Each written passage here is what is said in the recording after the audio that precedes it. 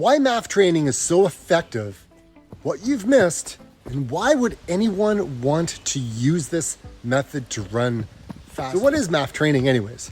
Basically, it's called the maximum aerobic function, and it's training that was developed by Dr. Phil Maffetone. And he's focused on improving aerobic capacity by training at a low intensity. The goal is to build a strong aerobic base, which enhances overall endurance and efficiency.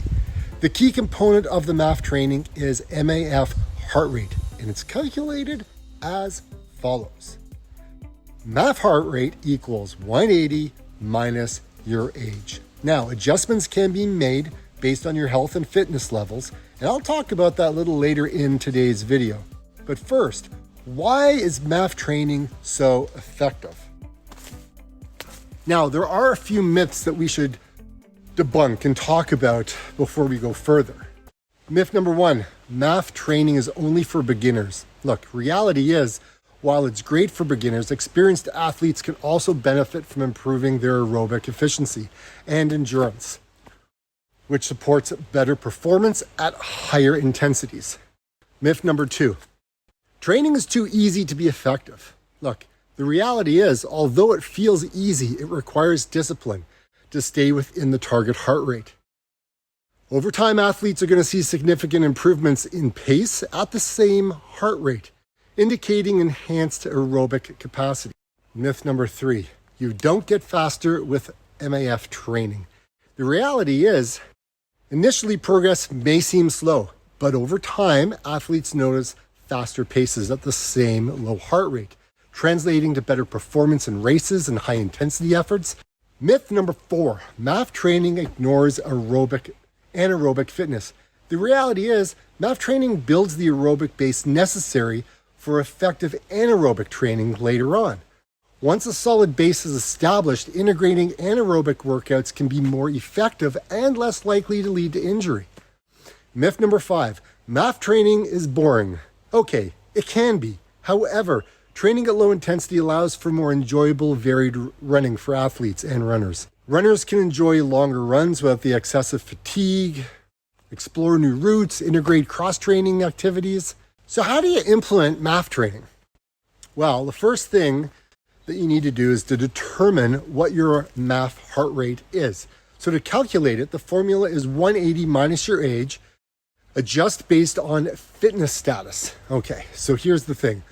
Monitor your heart rate. Use a heart rate monitor to ensure that you stay within your MAF training.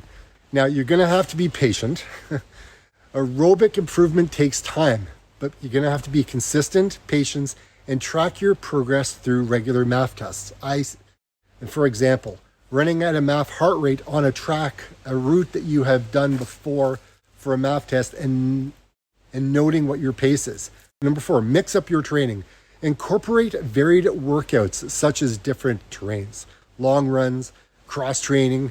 Keep training interesting while staying within your MAF target heart rate. 5, evaluate and adjust. Regular checking to see where your progress is, you'll notice significant improvements. Gradually integrate higher intensity workouts while maintaining a strong aerobic base. MAF training is not all running slow, guys. So why did Dr. Phil Maffetone pick the 180 minus your age? Well, so here's why he chose the specific formula. Number one is simplicity, accessibility.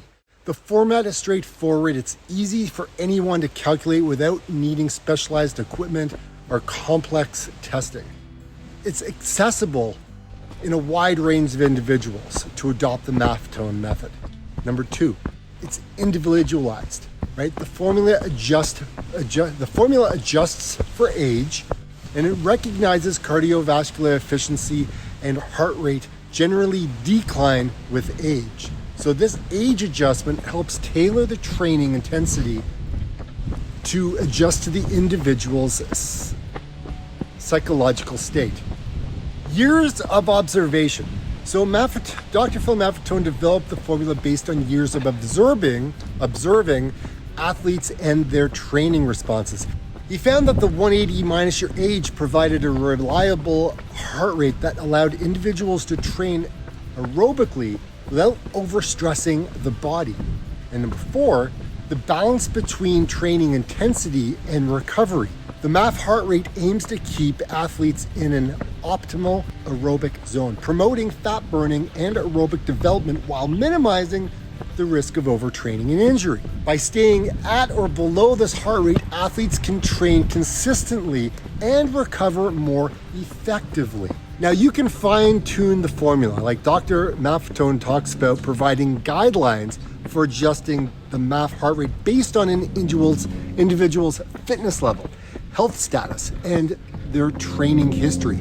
So subtracting 10 beats per minute if you are recovering from a major illness or a hospitalization, or you're on regular medication. Now, the reason why that would be important is because when you take medications, there are a number of medications that will make your heart rate increase, just your resting heart rate. So it's important to know that, because if it is raising your heart rate and then you go out and run, you're not in that zone anymore, and you can lead to burnout, and it could lead to injury. That's why he mentions that. It's all about the medication that affects the heart. Now, you may have to subtract 5 beats per minute if you have not exercised before, or you've been inconsistent in your training, or if you're recovering from an injury, or if you often get colds, or a flu, or you're overweight, or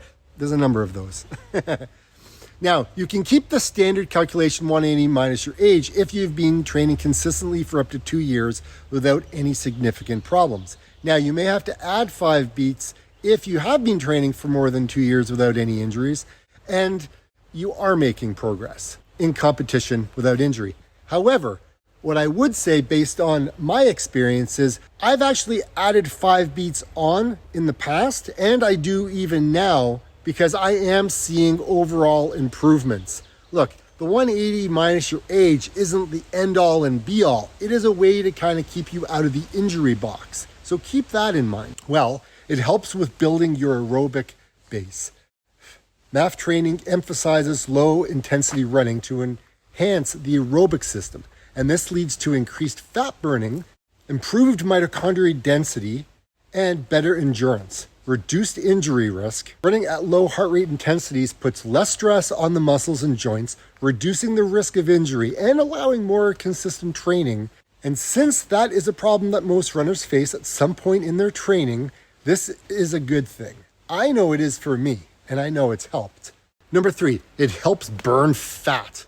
Look, by running at a low heart rate, the body learns to utilize fat as a primary fuel source, conserving glycogen storage for higher intensity efforts later in the run. However, when you're racing or running in zone 3 or above, the body switches between the two, and it teaches the body to burn fat and then switch to more of glycogen stores, which will help running races and running faster. I know when I hit the wall in my second marathon, my body ran out of glycogen stores and it didn't know how to switch to fat burning. And that put me out of the race. It sucked. Consistent improvement gains. Building a strong aerobic base provides a foundation for future high-intensity training, leading to more sustainable long-term progress. So the scientific basis and practical application. Look, while the 180 minus your age formula might seem arbitrary, it aligns well with established knowledge about aerobic training zones and the importance of individualized training intensities. Aerobic training zone. The heart rate determined by the 180 minus your age typically falls within the aerobic zone, which is around 60 to 70% of an individual's maximum heart rate. And this zone is effective for improving cardiovascular endurance and burning fat. Number 2, preventing overtraining. Look, by focus on aerobic development and avoiding higher heart rates associated with anaerobic training, like 100-meter repeats or 800-meter, the formula helps athletes avoid the pitfalls of overtraining and burnout, and this approach supports long-term sustainable training and gradual improvements. So why 180 and not 190? Well, Dr. Phil Maffetone's choice of 180 in the 180 minus your age formula for determining maximum aerobic function heart rate is based on his extensive experience and observations in the field of endurance training and health. The specific number 180 was chosen because it effectively balances the need for an aerobic training stimulus with the goal of minimizing the risk of overtraining and injury. So here's why 180 was selected rather than a higher number like 190. Balance of intensity and aerobic function. The MAF formula aims to keep training intensity at a level that maximizes aerobic benefit while minimizing anaerobic involvement.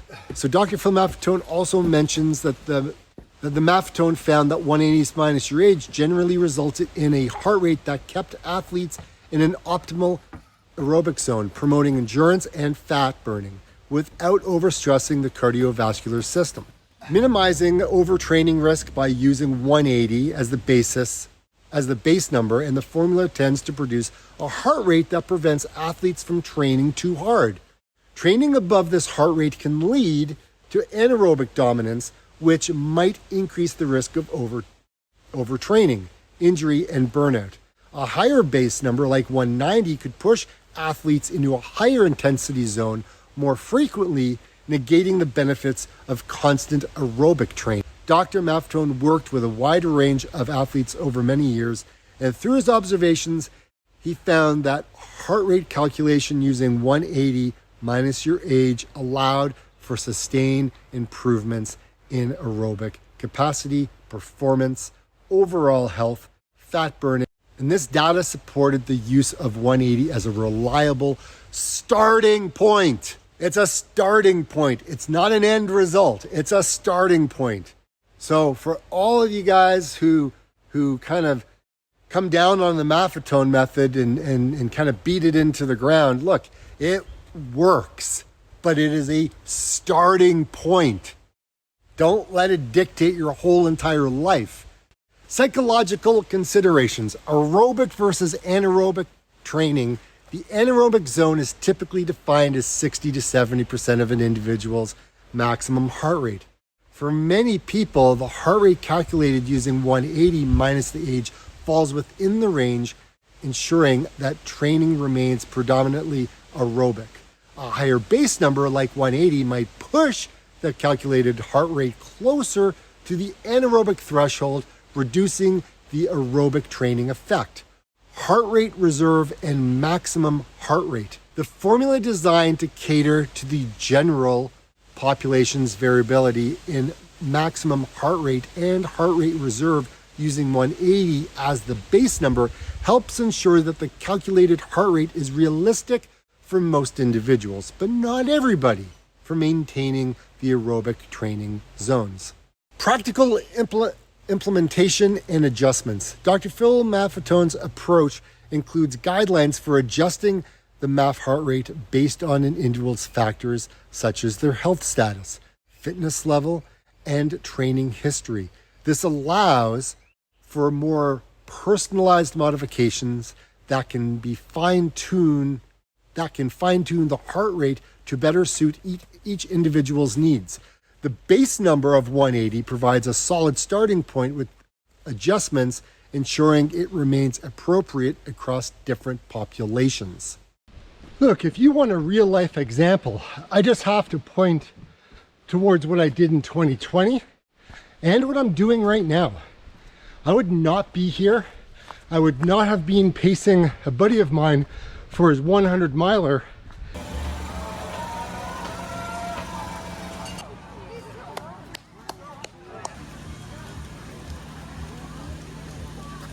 Let's wait for Daddy and then I'll make you a burger. How about that?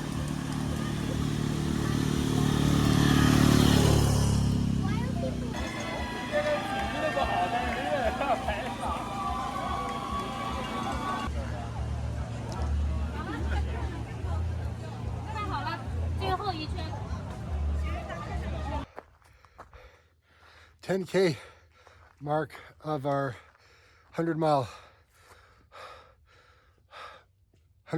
loop. Third fucking place. Woo! You got her, buddy. You got her. Woo! Yes. Well done, buddy. Well done. You guys are running the numbers, are you? Yeah. Sweet. So checking. Should be third. I think it should be third. He should be third overall. Ryan Flint. Oh, Ryan Flint. Yeah. Yeah. Is he? Yes, he is. What was his total time? 18:15. 18:15? Yeah. If I didn't train using low heart rate training, look, whether you call it Maffetone method, whether you call it Kavarvin, whether you call it Jim Smith jelly bean, I don't care. What I do care is about how you look at things. Be critical. Be a critical thinker. Think outside the box. Take other people's opinions. Try, experiment, and see what works for you. I know what works for me, and that's why I talk about it on my channel.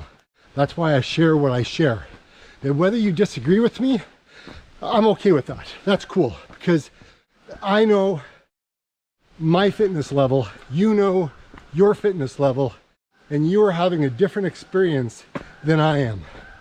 And that's what makes all of us different. That's what makes you different as a runner.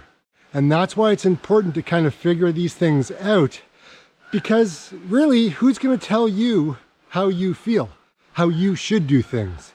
You do it because you want to do it. And that is the big difference between someone telling you what to do and listening to what they have to say, making some critical decisions along the way, and evaluating whether or not that information is helpful for you in your running. I mean, look at this place. This is flipping. This is awesome. Absolutely love running on the trails because you get to see places that you don't normally see. And this is one of those things I'm experiencing right now. It's been a long time since I've been here, and I've already been lost a couple of times. But if you follow these blue markers, slow down. If you slow down a little bit and you look at these blue markers on the trees, you will find your way. So sometimes walking is a good thing. And I think up there is kind of where I gotta go, but I think I'm going to be going through the cave system, and that should be a little fun. Running at night on the muddy trails last weekend was it was an experience, I'll tell you that. I was going to film, but I didn't want to take away from my buddy's experience. And to be quite honest, it was dark, it was muddy, I was there to do a job, it was very difficult, and I was running 2 minutes faster per kilometer on the trail. I honestly didn't think I'd be doing that. He said he was going to be going easy, but guess what? Things changed. And he was in 5th place when I met up with him. I was able to work with him and in some cases provide a lot of funny experiences along the way to keep his mind out of the pain cave and not to worry about his ankle that he didn't even tell me was starting to act up. But I was able to stay with him, push in a couple of places, not very many because he's a strong runner, and I was able to get him to 4th place on my loop. And then on the then on the final loop, he was able to move up to 3rd place. I mean, 18 hours, 15 minutes is no flippin' joke. That's insane. So yes, you know, a mid-packer or a back of a pack type of runner like me, yeah, we can actually stay with the elites. However, only after they've done about 120 kilometers. I'll be able to keep up with them. But they really do appreciate and have sympathy for the guys that are out there and the gals who are out there slaving away for like 25, 30 hours on the trail. Could you just imagine? I mean, Yeah, it was long when I did my 50 miler, but man, oh man, that's just incredible. So who can benefit from the Maffetone method, aka heart rate training running slow? Well, I would say anybody starting off running for the first time, anyone coming back from an injury, anyone who hasn't built their aerobic base, anybody who wants to kickstart their fat burning, and anybody that wants to get faster without going to the track, without doing speed work, without having to do any of those types of runs, you know, because your risk of injury certainly goes up. This would be for you, because this was the case for me when I first started using this method. So like I always say, get out and run.